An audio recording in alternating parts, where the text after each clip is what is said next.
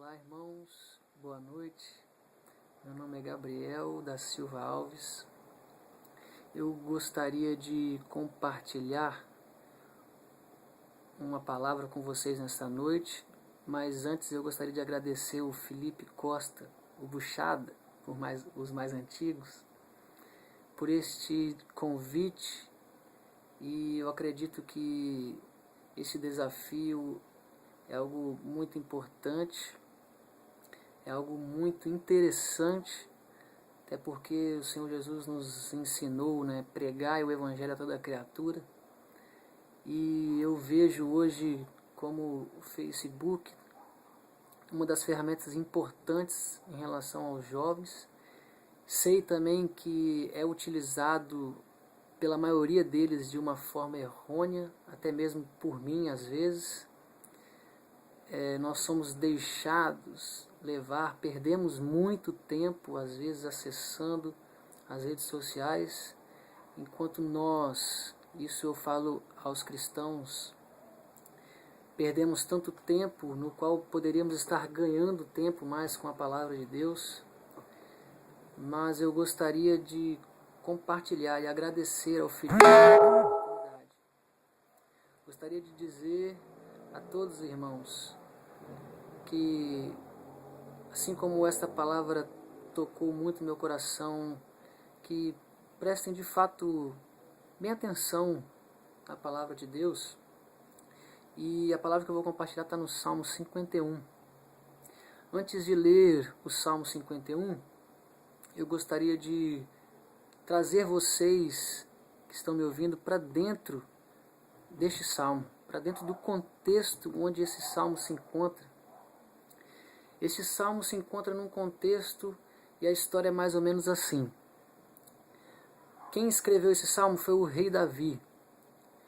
O rei Davi, do qual descendeu o nosso Senhor Jesus Cristo, por promessa de Deus Pai.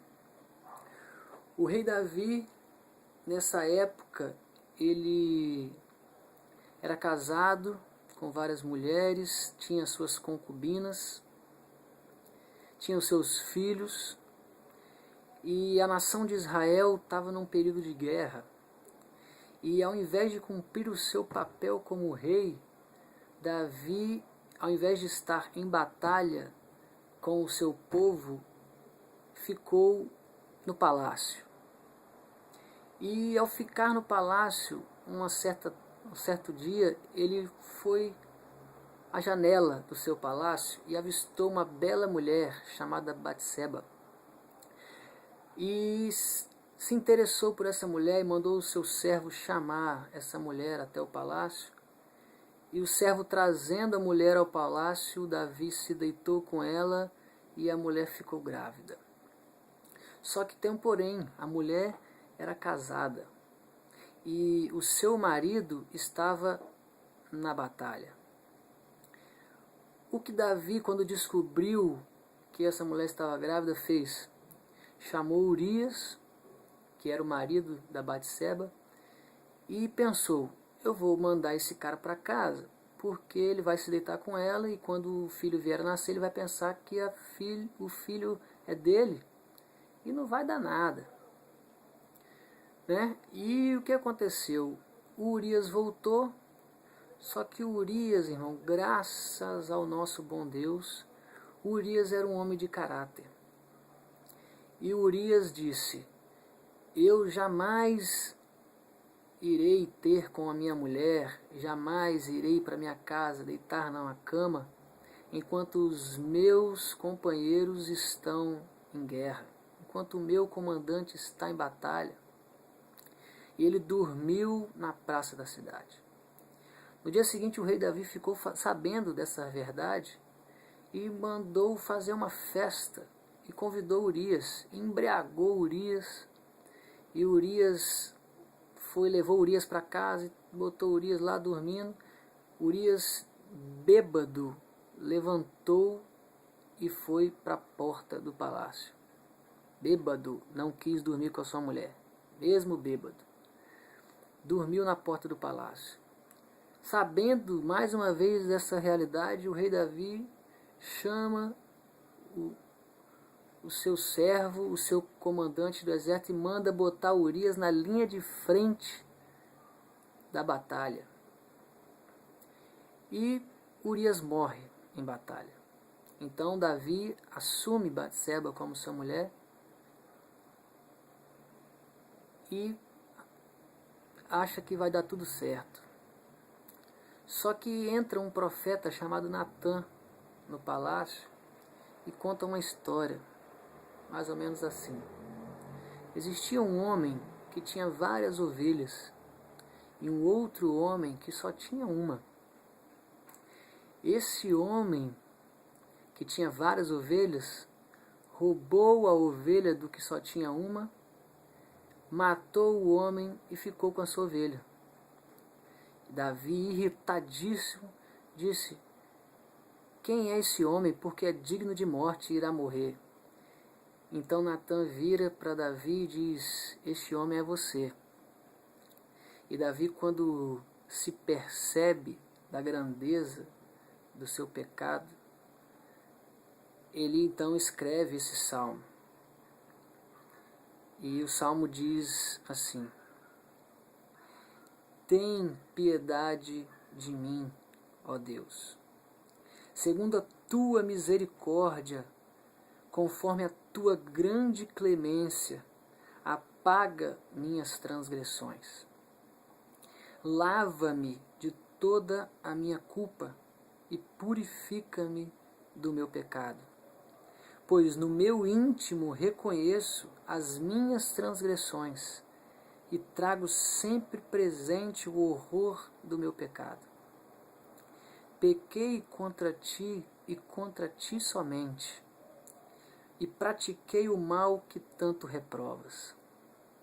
Portanto, justa é a tua sentença e incontestável ao julgar-me condenado. Reconheço que sou pecador desde o meu nascimento. Sim, desde que me concebeu minha mãe. Sei que tu queres estabelecer a verdade no meu interior, e no meu coração ministra a tua sabedoria. Portanto, purifica-me com isopo e ficarei limpo. Lava-me e mais branco do que a neve serei. Faze-me voltar a ouvir júbilo e alegria, e os ossos que esmagaste exultarão. Esconde o rosto do meu pecado e apaga todas as minhas iniquidades. Ó Deus meu, cria em mim um coração puro e renova dentro de mim um espírito inabalável. Não me afastes da tua presença, nem tires de mim o teu Santo Espírito. Restitui-me a alegria da tua salvação e sustenta-me com um espírito disposto a obedecer. Então, ensinarei os teus caminhos aos transgressores, para que os pecadores se voltem também para ti. Salva-me do pecado de sangue derramado, ó Eterno, Deus da minha salvação, para que a minha língua seja livre para cantar exaltando a tua justiça. Ó Senhor, dá palavras corretas aos meus lábios, para que a minha boca possa proclamar o teu louvor. Não te deleitas em sacrifícios, nem te comprazes em oferendas, pois, se assim fosse, eu os ofereceria. O verdadeiro e aceitável sacrifício ao Eterno é o coração contrito. Um coração quebrantado e arrependido jamais será desprezado por Deus. Que te regozijes em abençoar a Sião e edificar as muralhas de Jerusalém. Então te agradarás dos sacrifícios sinceros, das ofertas queimadas e dos holocaustos. e novilhos serão oferecidos sobre o teu altar. Graças a Deus por este salmo tão maravilhoso, tão precioso. Irmãos, o que mais me chama a atenção é que esse salmo foi escrito exatamente por Davi. E a Bíblia, a palavra do Senhor, faz questão de dizer que este homem que cometeu essas atrocidades era um homem segundo o coração de Deus. E eu me perguntava várias vezes, por quê? Por que esse homem tão falho, tão pecador, era um homem segundo o coração de Deus? Irmãos, eu entendo o seguinte, que o fato de Davi ser o homem segundo o coração de Deus não era porque Davi era um homem santo, justo, até porque a Bíblia nos ensina lá em Romanos capítulo 3, que não há um justo sequer, que todos pecaram e carecem da glória de Deus, que todos os que descendem de Adão já nascem no pecado. Até mesmo Davi confirma isso aqui no Salmo, no versículo 5, quando ele diz: reconheço que sou pecador desde o meu nascimento. Então, irmãos, o que me faz crer que Davi era um homem segundo o coração de Deus era o fato de Davi ter o seu coração quebrantado e contrito diante de Deus, mediante o conhecimento da sua pecaminosidade. O que eu gostaria, irmãos, de lembrar a vocês, e o que Davi faz questão de nos lembrar no Salmo, é que a salvação provém apenas do Senhor. A obra de santificação no homem provém apenas do Senhor. É o Espírito Santo de Deus que produz no homem a obra de regeneração, o novo nascimento, como o próprio João vai escrever no Evangelho, dos quais ele lhes deu poder de serem chamados filhos de Deus, os quais não nasceram da vontade da carne, do sangue, mas que eles nasceram da vontade de Deus. Então, irmãos, nós somos nascidos de novo pela vontade de Deus e não pela vontade do homem. Como Paulo nos ensina em Efésios, que nós estávamos mortos em nossos delitos e pecados, incapazes de reconhecer as coisas de Deus, incapazes de nos relacionarmos com Deus sem Ele ter a primeira ação em nós. Irmãos, a palavra diz que nós devemos desenvolver a nossa salvação, mas no mesmo versículo em que a palavra diz isso, ela diz: porque é Deus quem opera em nós tanto o querer quanto efetuar. E este salmo nos ensina muito isso, porque Davi, no versículo 10, ele diz: ó Deus meu, cria em mim um espírito inabalável. Cria em mim um coração puro, renova o espírito inabalável. Irmãos, é Deus que faz a obra em nós. Quando nós nos dobramos para ajoelhar, quando nós nos dobramos a orar, me perdoe, para orar, para nos quebrantar diante de Deus, somos nós que estamos nos quebrantando e nos ajoelhando diante de Deus. Mas o fato de nós ajoelharmos e nos quebrantarmos diante de Deus também é obra do Espírito. Porque nós, em nosso ser, como diz Paulo, em mim não habita bem nenhum. Então todo bem que é produzido em nós é produzido pelo Espírito de Deus.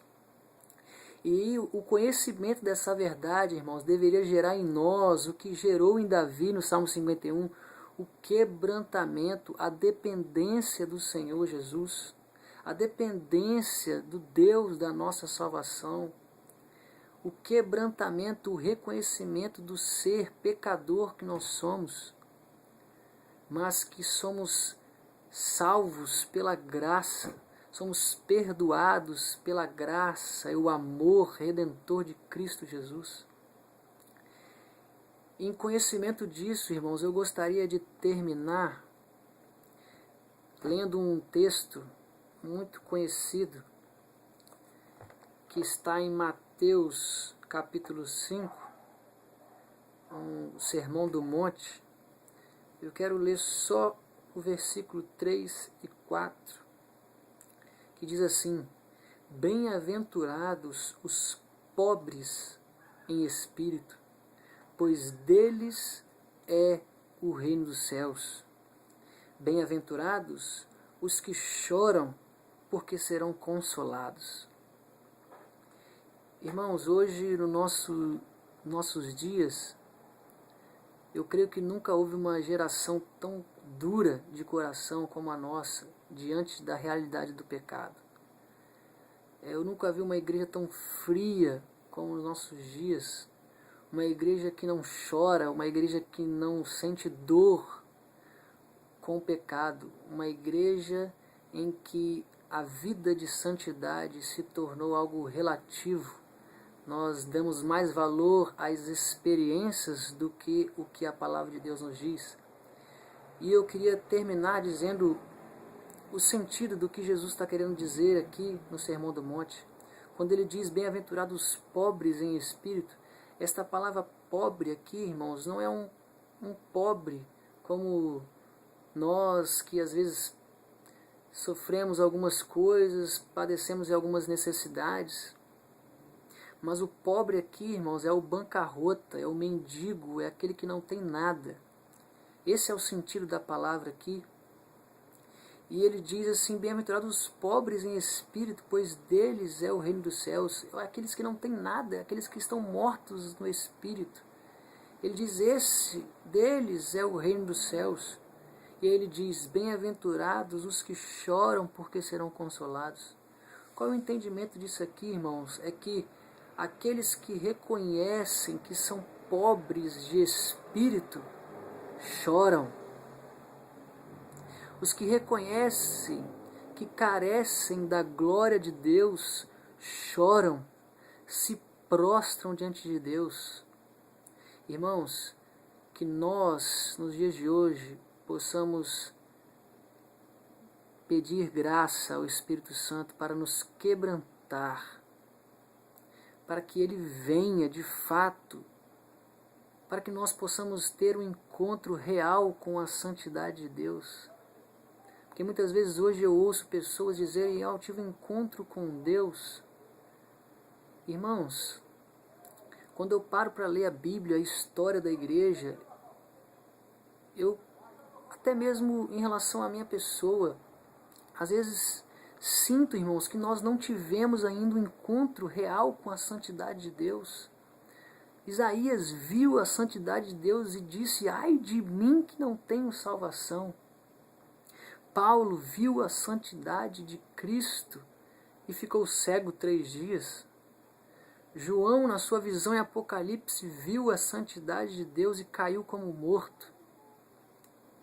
Irmãos, as histórias dos avivamentos, homens que clamaram durante anos, durante meses, ininterruptamente, pela misericórdia de Deus, experimentaram o avivamento genuíno que foi capaz de transformar nações, cidades. A palavra que eu gostaria de deixar nesta noite, irmãos, é que nós, de fato, venhamos nos prostrar e nos quebrantar para que venhamos ter, de fato, este encontro com Deus, para que possamos, de fato, dizer: o Brasil experimentou um avivamento.